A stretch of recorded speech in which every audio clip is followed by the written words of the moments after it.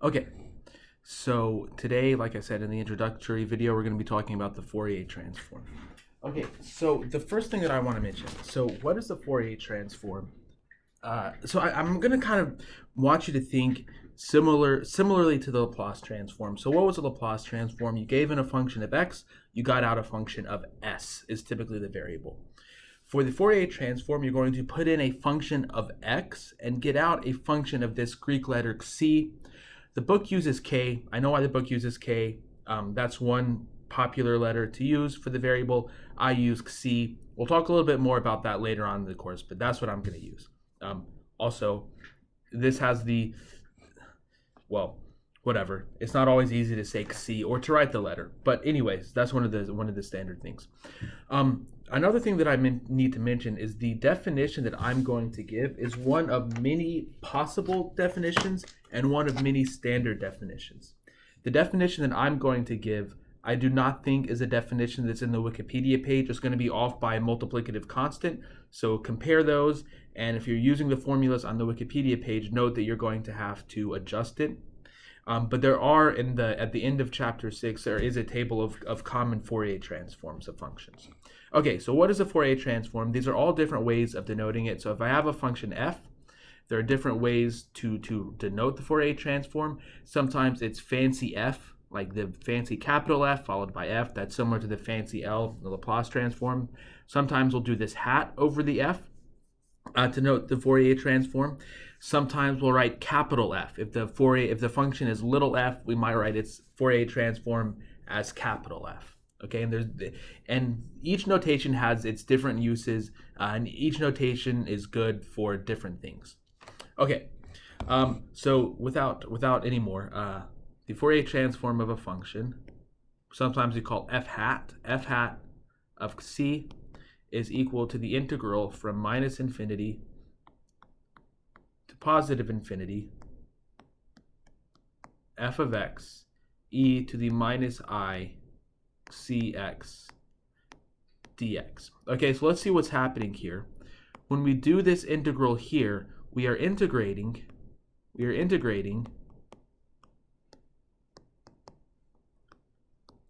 with respect to x. So we integrate the x out. But we still have this c there. So what we are left with,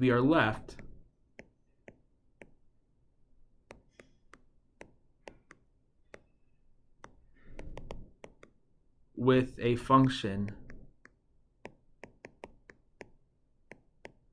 of c. So we're left with a function of c. Okay, so we put in a function of x and we get out a function of c. Okay, so before I actually do this part here, I think it might be helpful to actually compute the Fourier transform of an actual function, and then we'll do this next part. Okay, so I want to compute the Fourier transform of this function. Okay, what is the graph? So let me graph the f here. So this is the x-axis, and then the vertical axis here is going to be, this. Okay, and the graph, it's going to be 1. Actually, this is little. I'm going to have enough room to do what I need to down here. Okay, so here's the graph of f. Okay, so let's say this is minus a, and this is a. The function is going to be 1 here between a and minus a, and it's going to be 0 everywhere else.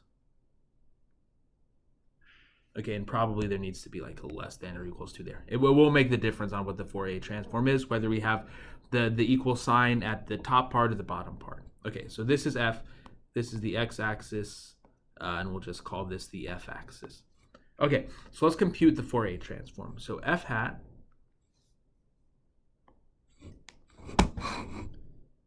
use a more fun color.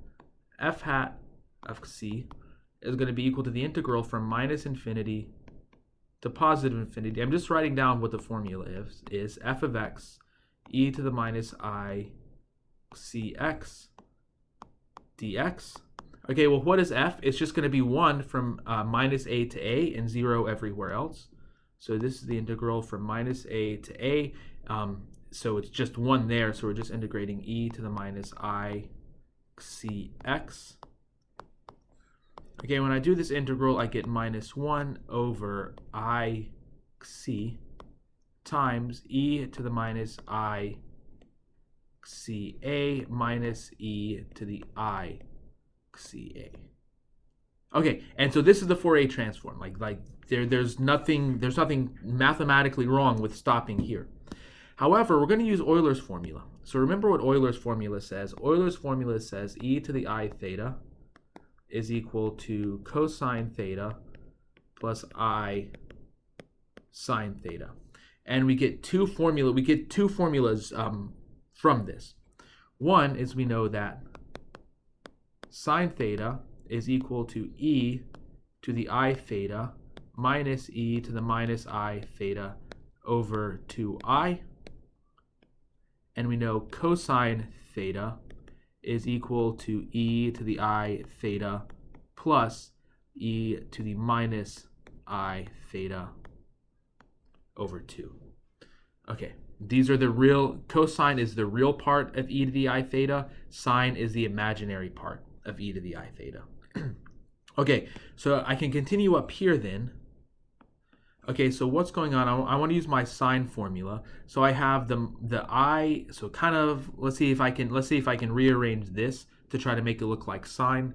So the c is not going to really play a part of that. So I'm just going to factor this out. Okay, so now I've got a minus 1 and a minus there, so I can swap that around, and I'm going to have e to the I c a minus e to the minus I c a divided by I. Okay, that's almost the sine formula, except I need for there to be a 2 there. So there's not a 2 there, so I'm going to put a 2 there. And of course, if I do that, I have to put a 2 here as well. And so this is equal to 2 sine CA over C. Okay, and this is the Fourier transform of this function. Okay, I'm going to come down here. After I go back, I'm going to come down and make some observations about this.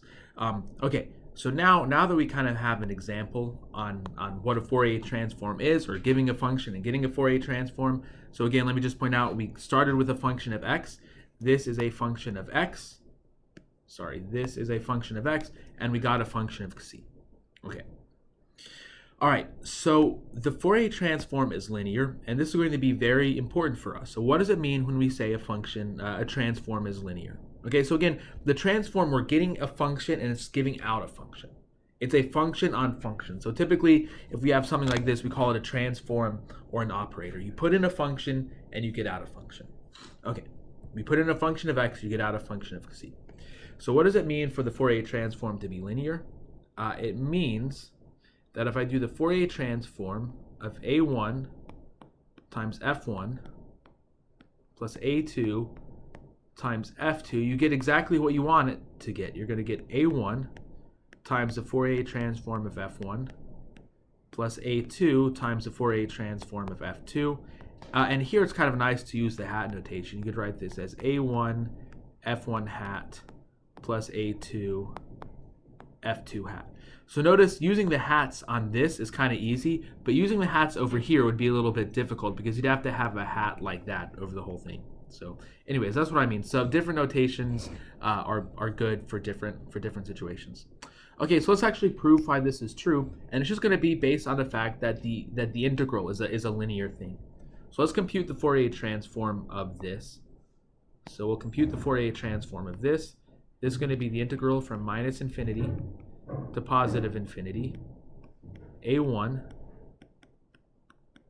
f1 of x plus a2 f2 of x e to the minus I cx dx. Okay, well this is just equal to the integral from minus infinity to positive infinity. If I distribute the e to the minus I c to these terms here, you're going to get a1 f1 of x e to the minus I cx dx plus the integral minus infinity to positive infinity a2 f2 of x e to the minus I cx dx. Okay, and the reason we can do that is because the integral lets you do that. The integral has this property of linearity. The integral of f plus g is equal to the integral of f plus the integral of g. And now a1 and a2 are constant, so I can just pull those out of the integral. And this is a1 times the integral minus infinity to positive infinity f1 of x e to the minus I cx dx plus a2 integral minus infinity to positive infinity f2 of x e to the minus I cx dx. But this, that first integral, this is just f1 hat, and this is just f2 hat, so this is a1 f1 hat of c plus a2 f2 hat of c. Okay, and then that is just, this is just this part right here. Okay, so that shows that this is linear.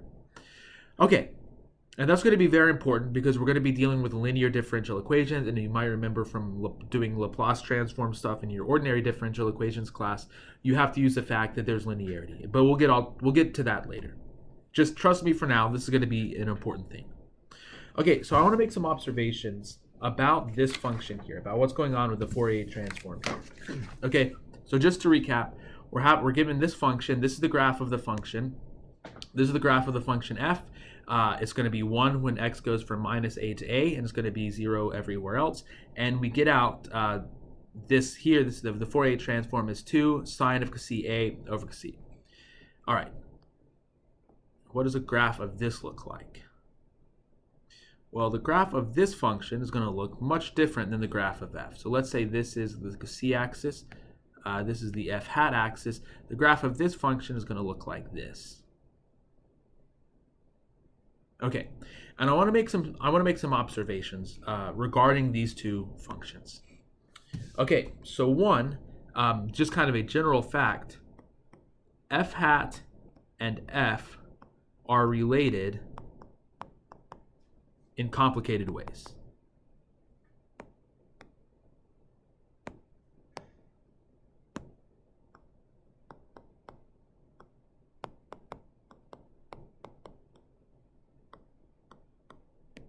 Okay, f hat and f are related in complicated ways. So what do I mean by that? Well, let's come up here. The graph of f looks like this. The graph of f hat looks one way.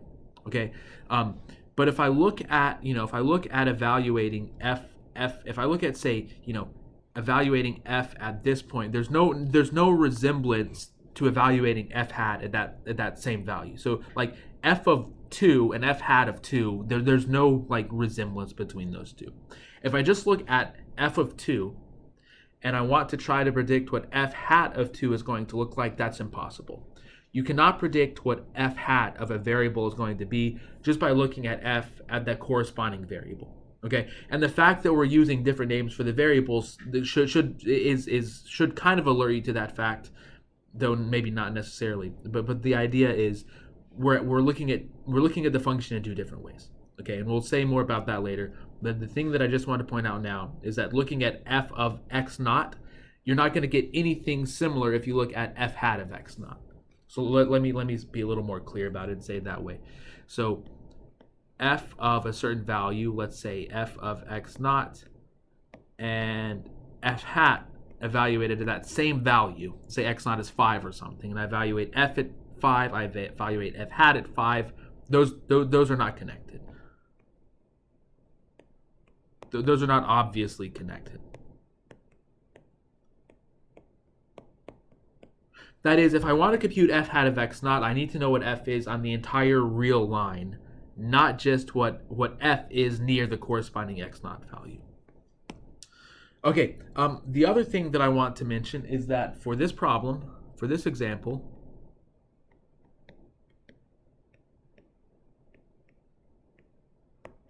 there's no imaginary part.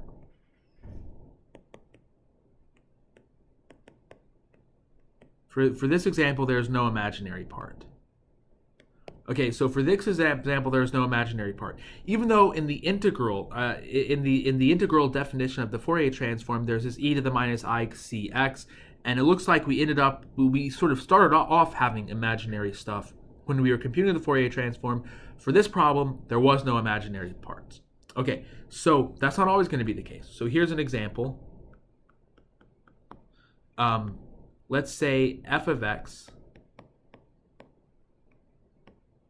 is equal to minus 1 if we have 0 less than, it's equal to minus 1 if we have minus a less than x less than 0. It's equal to 1 if we have 0 less than x less than a, and it's equal to 0 elsewhere.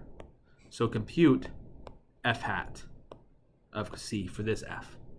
Okay, so for this part, no imaginary part. But that's not always the case.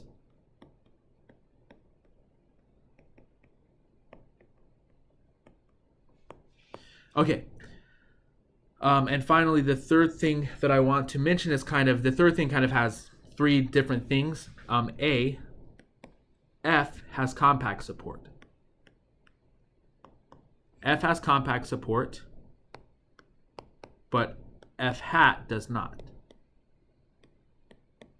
F has compact support, but f hat does not. Okay, so f has compact support, f hat does not. So remember, compact support means that it vanishes out of an interval. So f is 0 out of the interval minus 8a, but f hat is never 0. F hat is 0, but it does not have compact support. There's always, however far out you go on the c-axis, there's always going to be some of f hat there. It just doesn't have compact support. It goes to 0 as c goes to infinity, but the function itself does not have compact support. Another thing to mention is that, so graph these two functions on Desmos. Graph the f on Desmos, and then graph, let's say, sine of ac over c on Desmos. Now what's going to happen as a goes to 0, in other words, as the support of f gets smaller and smaller and smaller, as a goes to 0, what's going to happen to f hat is going to be spread out more and more and more. As a goes to 0, f hat gets spread out more and more and more.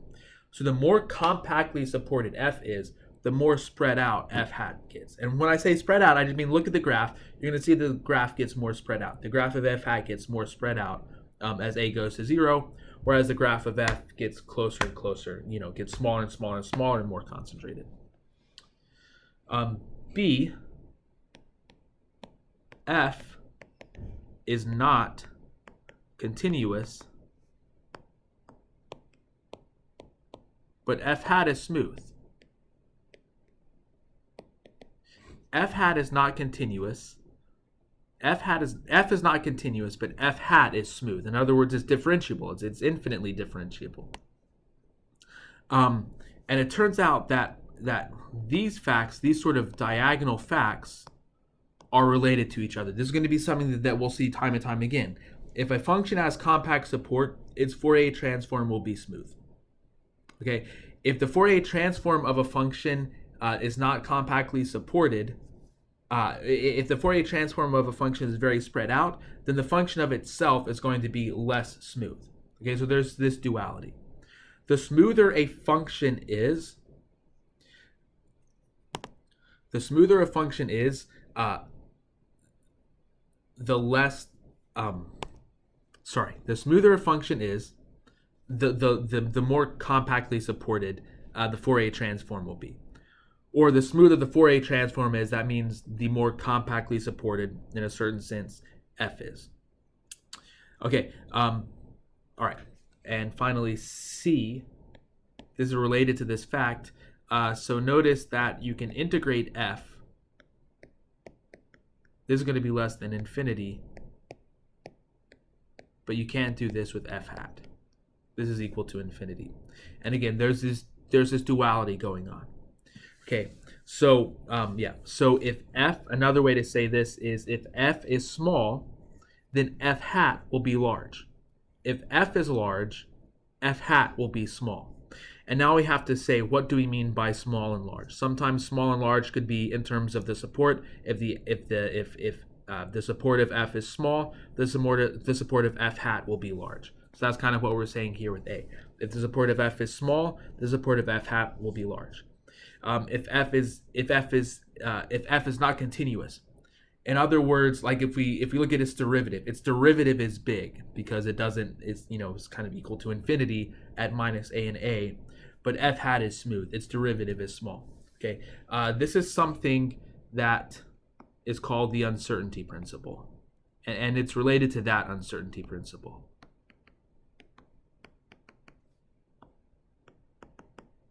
I mean, it is that uncertainty principle. Okay. All right, and you can look that up on Google. We'll say a little bit more about that later, but just I want you to kind of have this intuition that if you have a function that's very concentrated, its Fourier transform will be very spread out. If you have a function that's very concentrated, its Fourier transform will be very smooth, and this sort of thing, and vice versa. Okay, that's it for this video.